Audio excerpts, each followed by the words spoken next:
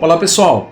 Começamos essa nossa série de vídeos sobre o Simples Nacional tentando entender exatamente o que é o Simples Nacional. E o Simples nada mais é do que um regime de arrecadação tributária que engloba vários tributos de diferentes entes políticos. No Simples pagamos tributos da União, dos estados e dos municípios. Além disso, o Simples também facilita o cumprimento de obrigações acessórias. Por exemplo, o pagamento do Simples Nacional é realizado mediante uma única guia, ou seja, a empresa irá realizar só um pagamento e não vários pagamentos de tributos distintos.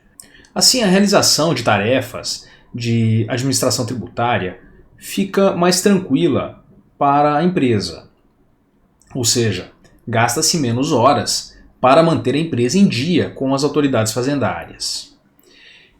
Esse é um regime que ele é opcional para o contribuinte. O contribuinte não está obrigado a aderir ao Simples Nacional. Obviamente, a escolha pelo Simples dependerá de um planejamento não só tributário, mas também operacional.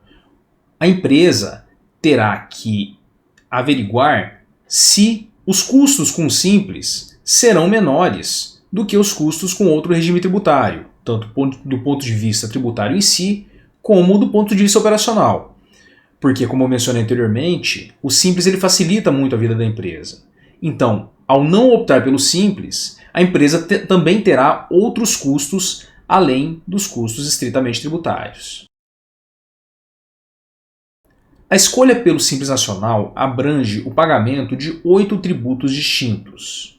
Caso a empresa opte pelo Simples, ela estará, nesse único documento de arrecadação, pagando os seguintes tributos: o imposto sobre a renda da pessoa jurídica, o imposto sobre produtos industrializados, a contribuição social sobre o lucro líquido, a contribuição para o financiamento da Seguridade Social, a contribuição para o PIS/PASEP, a contribuição patronal previdenciária para a Seguridade Social, o imposto relativo à circulação de mercadorias e sobre a prestação de serviços de transporte intermunicipal, interestadual e de comunicação, e, finalmente, o imposto sobre serviços de qualquer natureza. Assim, quem opta pelo Simples Nacional paga de uma única vez todos esses tributos. Agora que temos uma visão geral sobre o que é o Simples Nacional, nós precisamos entender quais são as empresas que podem fazer opção por esse regime tributário. Somente as empresas que têm uma receita bruta anual inferior a R$ 4.800.000 é que podem fazer a opção pelo Simples. Além disso, tem um outro detalhe que é muito relevante em relação à receita bruta anual. As empresas que têm uma receita bruta anual acima de R$ 3.600.000 precisam realizar o pagamento de ICMS e ISS diretamente para os estados e municípios aos quais esses tributos são devidos, tendo em vista que acima de R$ 3.600.000, o Simples Nacional não é aplicável para esses tributos específicos, porém pode ser utilizado para os demais tributos. Um outro detalhe é que esse valor de R$ 3.600.000 não é aplicável nos estados do Acre e do Amapá, cujo limite máximo para a cobrança do ICMS e do ISS no Simples é de R$ 1.800.000. Porém, para que a empresa possa fazer a opção pelo Simples, não basta cumprir com esse requisito da receita bruta global. Além disso, a empresa não pode estar enquadrada nas vedações previstas na Lei Complementar 123, que é a lei complementar que regula as normas gerais do Simples Nacional.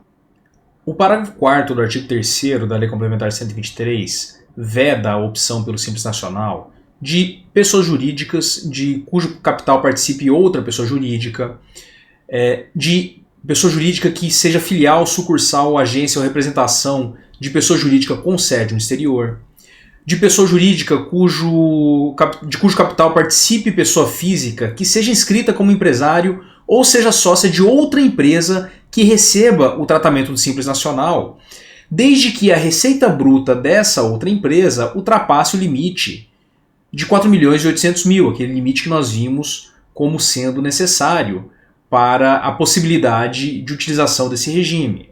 Uma outra vedação prevista no inciso 4º é a impossibilidade de utilização do regime do Simples por uma empresa que tenha um sócio que seja dono de mais de 10% de uma outra empresa que tenha uma receita maior do que R$ 4.800.000 por ano.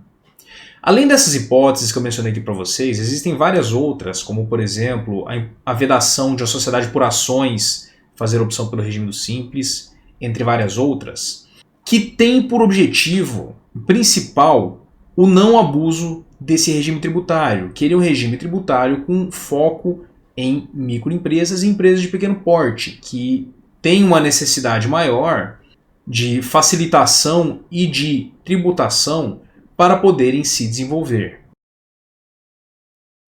A empresa que deseja optar pelo Simples Nacional deve fazer essa opção até o último dia do mês de janeiro, e a opção realizada valerá pelo ano todo. Então, para que a empresa tome essa decisão, é necessário que ela faça um estudo sobre os impactos da opção pelo regime do Simples, já que ela não poderá voltar atrás depois. Já se a empresa está iniciando as suas atividades, a empresa deverá fazer a opção em até 30 dias do deferimento da última inscrição, seja estadual ou municipal, mas não mais do que 60 dias a partir do deferimento da inscrição no CNPJ. Então a empresa ela vai se registrar no CNPJ perante a Receita Federal e ela terá 30 dias após o deferimento da inscrição municipal ou estadual para fazer essa opção, desde que esse prazo não ultrapasse 60 dias do deferimento da inscrição no CNPJ. O objetivo nesse vídeo foi trazer uma visão geral para vocês sobre o que é o Simples Nacional, esse regime diferenciado de tributação que tem por objetivo trazer melhores condições de tributação e de obrigações acessórias para microempresas e empresas de pequeno porte, ou seja, aquelas empresas que têm uma receita bruta anual com valor abaixo de R$ 4.800.000. No nosso próximo vídeo, eu quero discutir com vocês como que os tributos pagos por meio do Simples Nacional são calculados. Então, iremos discutir tanto base de cálculo como o sistema de alíquotas do Simples Nacional. Até o próximo vídeo.